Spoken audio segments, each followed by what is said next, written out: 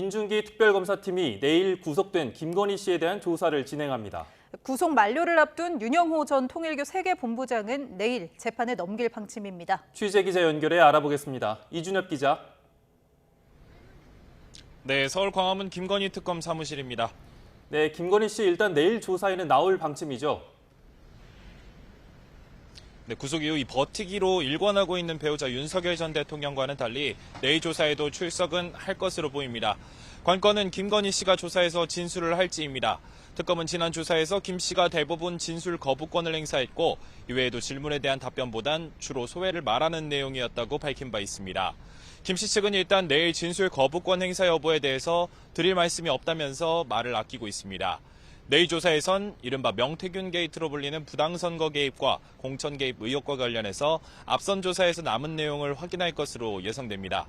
이 밖에도 김 씨가 조사받을 내용은 산적해 있는데요. 특검은 구속영장에 적시된 도이치모터스 주가 조작과 건진법사 의혹에 대해서도 구속 전에 조사해둔 상황이지만 추가 조사하면서 혐의를 다지겠다는 입장이고요.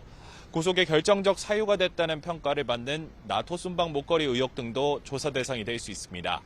또 내일 김예성 씨가 구속 후 처음으로 특검에 소환되는데 김 씨와 관련한 이른바 집사 게이트 의혹도 조사가 이뤄질 수 있습니다. 네, 특검은 또 내일 윤영호 전 통일교 본부장을 기소할 예정이죠. 네, 윤영호 전 통일교 세계본부장은 지난달 30일 구속돼서 내일이 만료 시한인데요. 특검은 구속영장 청구 당시 혐의인 청탁금지법 위반과 업무상 횡령, 정치자금법 위반 등을 적용해서 재판에 넘길 예정입니다. 윤 전 본부장은 지난 2022년의 4월에서 8월 건진법사 전성배 씨를 통해서 김건희 씨에게 고가 다이아몬드 목걸이와 샤넬 가방, 천수삼 농축차를 건네면서 교단 현안을 청탁한 혐의를 받습니다. 특검은 기소 뒤에도 윤 전 본부장을 상대로 국민의힘 전당대회나 2022년 대선 경선 개입 의혹 등에 대해서 전방위 수사를 이어갈 전망입니다. 특히 2022년 1월엔 통일교 측이 윤 전 세계본부장을 통해서 윤석열 전 대통령 측근인 권성동 의원에게 1억 원을 전달한 구체적인 정황도 확보했습니다. 내일은 건진법사 전성배 씨 소환도 예정돼 있는데 향후 통일교 한학자 총재나 권 의원에 대한 소환 조사도 진행할 계획입니다. 네, 내란 특검은 주말에도 동시다발적으로 소환 조사를 벌이고 있죠.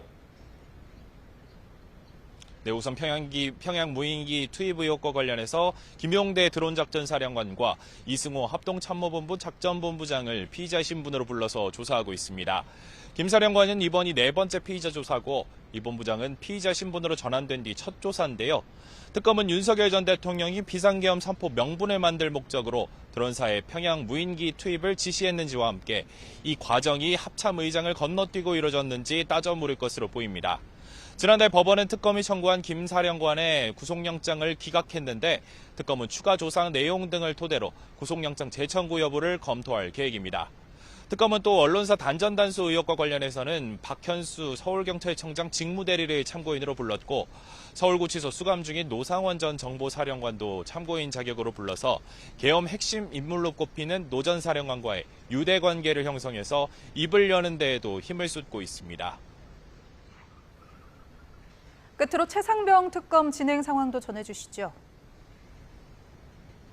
최상병 특검도 조금 전 오후 2시에 사건 기록 회수와 박정훈 대령 수사를 지휘했던 김동혁 전 국방부 검찰단장을 연사을 불러서 조사하고 있습니다.